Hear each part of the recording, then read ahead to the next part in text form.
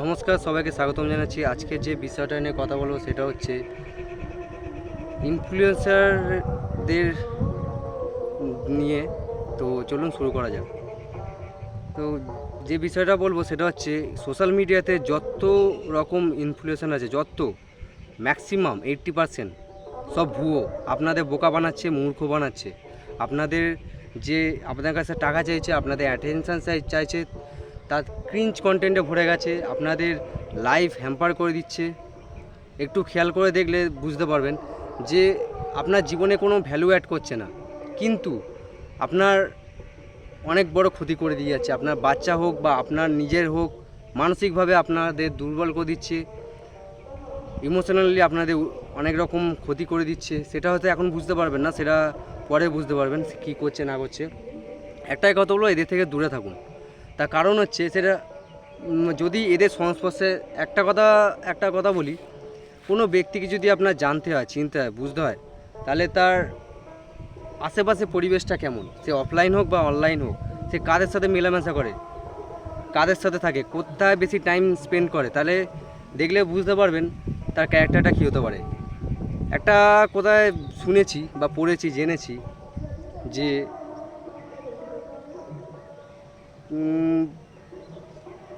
5 জনকে দেখলে 6 নম্বর ব্যক্তিটা আপনিই হতে পারেন বা আপনিই হবেন। এটা একটা সায়েন্টিফিক রিসার্চে পাওয়া গেছে। তো ব্যাপারটা হচ্ছে আপনি যাদের সাথে সময় কাটাচ্ছেন ঠিক তেমনই আপনি হয়ে যাবেন। ম্যাক্সিমাম ইনফ্লুয়েন্সার নিজেদের স্বার্থে, সে টাকা পয়সা হোক, ফেম হোক, যাই হোক, আমি কিন্তু এখানে সবাইকে ইনক্লুড করছি, বলিউড, টলিউড, হলিউড, সবাইকে, তাদের নিজেদের স্বার্থে আপনাদের ক্ষতি করতে এক পাও পিছাবা হয় না। সবাই এরকম না, আমি কিন্তু কিছু আছে যারা আপনাদের হয়তো ভালো চায়, আমি সবার কথা বলছি না, ম্যাক্সিমাম যারা ইনফ্লুয়েন্সার তাদের কথা বলছি। একটু চোখ কান খোলা রাখুন, অ্যালার্ট থাকুন, সাবধান কথা। আমার বক্তব্য হচ্ছে যে, আর সবথেকে বড় বিষয়, এখন এআইয়ের যুগে এখন যা খুশি ইচ্ছা তাই করছে। সবথেকে বড় বিষয়, আপনার যে ইনফ্লুয়েন্সার সেটা কি রিয়েলিটিতে এক্সিস্ট করে সেটাই আপনি জানেন না হয়তো। তো বিষয়টা হচ্ছে নিজেদের স্বার্থে আপনাদের ক্ষতি করতেও এরা দুবার ভাবে না। তো এদেরকে চিনবেন কীভাবে, এখন মনে প্রশ্ন জাগতে পারে। এদের পাস্ট, অতীতে সম্বন্ধে একটু জানুন, চিনুন, বুঝুন। এরা অতীতে কি করেছে, বাস্তবিকভাবে এরা কেমনভাবে জীবনযাপন করছে, তাদের তাদের ডেটা কী আছে সেটাকে জানার চেষ্টা করুন। সহজে ইনফ্লুয়েন্স হবেন না। যেটা আপনাদের কিনতে বলছে বা অ্যাড দেখাচ্ছে, সেগুলোকে সহজে কিনতে যাবেন না। কেনার আগে একটু যাচাই করে নিন যে আপনার কি এটা প্রয়োজন আছে। যদি প্রয়োজন আছে তাহলে কেন প্রয়োজন আছে সেটাকে প্রশ্ন করার চেষ্টা করুন, যাচাই করার চেষ্টা করুন প্রোডাক্ট বা সার্ভিসটা কি অ্যাকচুয়ালি আপনার জীবনে কোনো ভ্যালু অ্যাড করবে। যদি না করে তাহলে কেন না, যদি করে তাহলে কেন, প্রশ্ন করুন। সব কিছুকে প্রশ্ন করুন, ক্রিটিক্যাল থিঙ্কিংকে বাড়ান।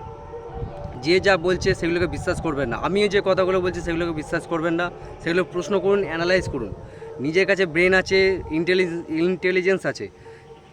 যত অতীতে মহাপুরুষ আছে তাদের মধ্যে যে ইন্টেলিজেন্স ছিল আপনার মধ্যে সেটাই আছে।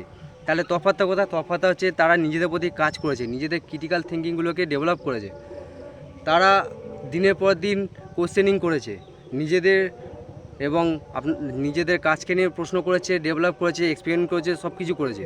তারপরে তারা আজ অবধি পৌঁছে। আপনার মধ্যে আর তাদের মধ্যে কোনো তফাৎ নেই, অ্যাটলিস্ট বেসিক ইন্টেলিজেন্স অনুযায়ী। তো বিষয়টা হচ্ছে আপনাদের কাছে বেসিক ইন্টেলিজেন্স আছে, আপনারা অনেক যথেষ্ট বুদ্ধিমান। 2025-এ আছেন মানে, ইন্টারনেট আছেন মানে, ভিডিও দেখছেন মানে, মোবাইলে আপনারা অনেক কিছু জানেন, বোঝেন। আপনারা সার্চ করুন, অনেক কিছু জানতে পারবেন, অনেক কিছু বুঝতে পারবেন। আমাকে এক্সট্রা করে বলার কিছু নেই। এখন অনেক ইনফ্লুয়েন্সার কি করছে, তারা নোংরামো শুরু করেছে, নিজেদের কন্টেন্টের মাধ্যমে হোক বা অন্য কোনো মাধ্যমে হোক।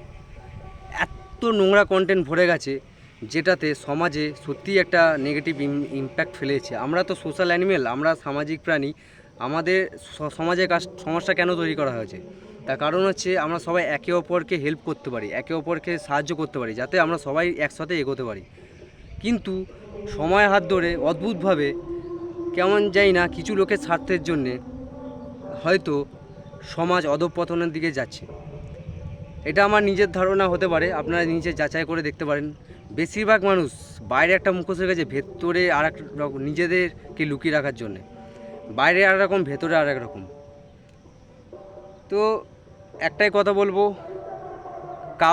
কারোর দ্বারা কোনো ইনফ্লুয়েন্স হতে যাবেন না। নিজের বেসিক ইন্টেলিজেন্সকে একবার ট্রাই করে দেখুন, মানে নিজের মধ্যে তার জন্য কী করবেন, সোশ্যাল মিডিয়া থেকে দূরে থাকুন, চেষ্টা করুন কম করার। যত কম থাকবেন তত আপনার থিঙ্কিং অ্যাবিলিটি বাড়বে, ক্রিয়েটিভিটি বাড়বে, আপনার যে ক্রিটিক্যাল থিঙ্কিং সেটা বাড়বে। যত কোশ্চেনিং করবে তত এগুলো ডেভেলপ হবে, যত ডেভেলপ হবে তত আপনি অনেক কিছু অবজার্ভ করতে পারবেন, অনেক কিছু জানতে পারবেন, অনেক কিছু বুঝতে পারবেন। তো এই কথাই বলার ছিল, একটু অ্যালার্ট থাকুন, সাবধান করার ছিল। আপনাদের কী মতামত নিচে কমেন্ট করে জানাবেন। সবাই ভালো থাকুন, সুস্থ থাকুন, ধন্যবাদ।